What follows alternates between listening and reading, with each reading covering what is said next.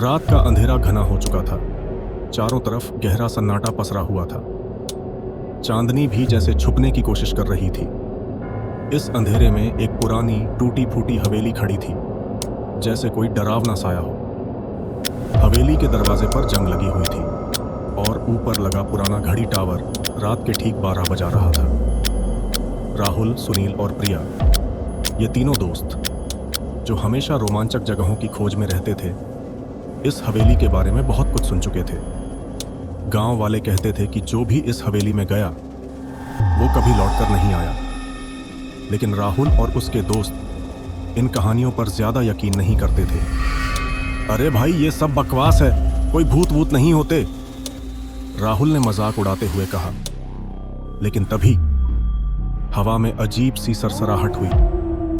पास के सूखे पेड़ों की टहनियां हिलने लगीं, जैसे कोई अदृश्य ताकत उन्हें छू रही हो। दूर कहीं उल्लू की तेज चीख सुनाई दी और हवेली के अंदर से हल्की हल्की रोशनी झलकती नजर आई। प्रिया डरते हुए बोली, शायद हमें वापस चलना चाहिए, ये जगह ठीक नहीं लग रही। सुनील हंसा, अरे पगली, तू भी डर गई? चल अंदर, देखते हैं आखिर ये हवेली इतनी डरावनी क्यों लगती है। राहुल ने धीरे से हवेली का दरवाजा धक्का दिया। दरवाजा चरमराया और खुद ब खुद खुल गया। अंदर एक लंबा अंधेरा हॉल था, जिसमें पुरानी धूल भरी पेंटिंग्स लटकी हुई थी। जैसे ही वे अंदर घुसे, दरवाजा अपने आप धड़ाम से बंद हो गया। तीनों सिहर गए। क्या सच में कोई ताकत हमें अंदर खींच रही है? दरवाजा धड़ाम से बंद हो चुका था। प्रिया ने डर से सुनील का हाथ कसकर पकड़ लिया। चारों ओर गहरी स्याह अंधेरी छाया पसरी हुई थी। हवेली के अंदर की हवा ठंडी और भारी लग रही थी, जैसे किसी ने उनकी मौजूदगी को महसूस कर लिया हो। राहुल ने अपनी टॉर्च जलाई। सामने एक लंबा हॉल था, जिसकी दीवारों पर पुरानी धूल से भरी पेंटिंग्स लटकी हुई थीं। उन पेंटिंग्स में अजीब चेहरों वाले लोग थे, जिनकी आंखें अंधेरे में चमक रही थीं। ऐसा लग रहा था कि वे उन तीनों को घूर रहे हैं। यार, ये पेंटिंग्स कुछ ज्यादा ही अजीब नहीं लग रही? सुनील ने कांपती आवाज में कहा। हाँ, और ऐसा लग रहा है जैसे कोई हमें देख रहा हो, प्रिया ने धीरे से फुसफुसाया। जैसे ही वे आगे बढ़े, फर्श की लकड़ियां चरमराने लगीं। हर कदम पर ऐसा लग रहा था जैसे कोई उनके ठीक पीछे चल रहा हो। लेकिन जब वे पीछे मुड़े, कोई नहीं था। अचानक हवा में फुसफुसाहट गूंजने लगी। चले जाओ, यहां से चले जाओ, तुमने बहुत बड़ी गलती कर दी। तीनों सन्न रह गए। किसकी आवाज थी ये? राहुल ने टॉर्च इधर उधर घुमाई, लेकिन कोई नजर नहीं आया। फिर अचानक हॉल के आखिर में एक पुराना झूला खुद ब खुद हिलने लगा। वह इतनी तेजी से हिल रहा था जैसे कोई उस पर बैठा हो और जोर जोर से झूला झूल रहा हो। प्रिया ने कांपती आवाज में कहा, हमें यहां से निकलना चाहिए, अभी के अभी। लेकिन तभी एक दरवाजा अपने आप खुल गया और अंदर से हल्की नीली रोशनी निकलने लगी। सुनील ने हिम्मत करके झांका और जो उसने देखा वह किसी बुरे सपने से कम नहीं था। कमरे के बीचों बीच एक पुराना टूटा फूटा झूला था और झूले पर बैठी थी एक छोटी बच्ची। उसके लंबे बिखरे हुए बाल उसके चेहरे पर थे और वह धीरे धीरे आगे पीछे झूल रही थी। फिर उसने अचानक अपना सिर उठाया और उसकी काली गहरी आंखें सीधे सुनील की आंखों में उतर गई। झूले पर बैठी छोटी बच्ची अब बिल्कुल स्थिर हो गई थी। उसकी गहरी काली आंखें सीधे सुनील की आंखों में उतर रही थीं, जैसे वो उसकी आत्मा के अंदर झांक रही हो। सुनील की सांसें तेज हो गईं। उसके पैरों ने जैसे चलने से इनकार कर दिया। राहुल और प्रिया भी उस भयानक दृश्य को देखकर सन्न खड़े थे। तो तू कौन है? सुनील ने कांपते हुए पूछा। बच्ची ने धीरे से सिर टेढ़ा किया और एक अजीब सी मुस्कान दी। फिर अचानक उसके चेहरे की त्वचा गलने लगी। उसकी मुस्कान चौड़ी होती गई और वह झूले से उठ खड़ी हुई। तुम्हें यहाँ नहीं आना चाहिए था। उसकी आवाज़ अब एक भारी गूंजती हुई मर्दानी आवाज़ में बदल चुकी थी और अगले ही पल कमरे की लाइट जल बुझने लगी, हवा बवंडर जैसी घूमने लगी और दरवाजे अपने आप बंद हो गए। प्रिया जोर से चीख पड़ी, राहुल, हमें यहाँ से भागना होगा। राहुल ने झट से सुनील का हाथ पकड़ा और तीनों उल्टे पैरों भागने लगे। लेकिन जब उन्होंने पीछे मुड़कर देखा, बच्ची अब हवा में तैर रही थी। उसकी आंखों से काला धुआं निकल रहा था और उसका चेहरा एक बुरी आत्मा में बदल चुका था। फिर वह जमीन से ऊपर उठी और अंधेरे में गुम हो गई। लेकिन दरवाजे बंद थे। तीनों दोस्त हवेली में फंस चुके थे। तभी सीढ़ियों से किसी के नंगे पैर धीरे धीरे उतरने की आवाज आने लगी। टप टप टप। राहुल ने टॉर्च उस ओर घुमाई और जो उन्होंने देखा उसने उनकी आत्मा तक हिला दी। सीढ़ियों से आती टप टप आती आवाज और तेज हो गई। राहुल ने कांपते हाथों से टॉर्च उस ओर घुमाई और जो उन्होंने देखा उससे उनकी रूह तक कांप गई। सीढ़ियों पर एक अधजला इंसान खड़ा था। उसका शरीर जगह जगह से जला हुआ था, चमड़ी जगह जगह से लटक रही थी और उसकी आंखें लाल अंगारों की तरह जल रही थीं। वह धीरे धीरे सीढ़ियां उतर रहा था और उसके पैरों से खून टपक रहा था। राहुल, प्रिया और सुनील की सांसें अटक गईं। भागना था, लेकिन पैर जमीन से चिपक गए थे। अचानक, तुम लोग यहां क्यों आए? उसकी भारी गहरी आवाज पूरे हॉल में गूंज उठी। प्रिया ने कांपते हुए कहा, हम बस यहां घूमने आए थे, हमें माफ कर दो। लेकिन वह साया अब तेजी से उनकी ओर बढ़ने लगा। राहुल ने झट से हिम्मत जुटाई और जोर से चिल्लाया, भागो। तीनों उल्टे पैरों भागे, लेकिन दरवाजा जोर से बंद हो चुका था।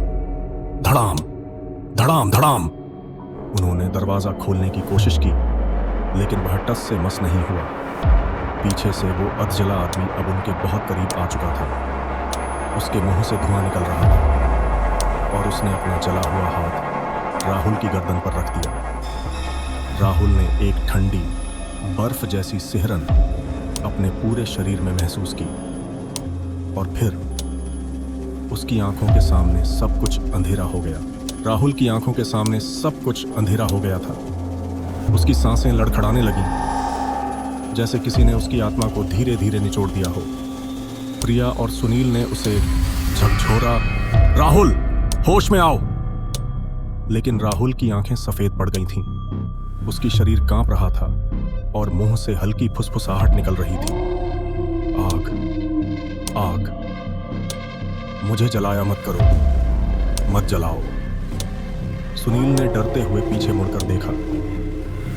वो अधजला आदमी अब हवा में तैर रहा था। उसके जले हुए होंठों से खून टपक रहा था और उसकी भयंकर लाल आंखें सुनील और प्रिया को घूर रही थी। तुम लोग जिंदा यहां से नहीं जाओगे। उसकी भयंकर आवाज पूरे हॉल में गूंज उठी। फिर अचानक हवेली के सारे दरवाजे अपने आप खुल गए। खिड़कियां जोर जोर से पटकने लगीं और बाहर से एक अजीब सीटी जैसी आवाज आने लगी। प्रिया ने सुनील का हाथ पकड़ लिया। हमें राहुल को लेकर अभी भागना होगा। लेकिन तभी हवेली की दीवारों पर पुरानी पेंटिंग्स खुद ब खुद जलने लगीं। सामने की दीवार पर एक नया चेहरा उभर आया। वो था उस अधजले आदमी का चेहरा। प्रिया ने कांपते हुए दीवार की ओर देखा और सच्चाई सामने आ गई। ये आदमी कोई और नहीं बल्कि इस हवेली का मालिक राजवीर सिंह था, जिसे 50 साल पहले जिंदा जला दिया गया था।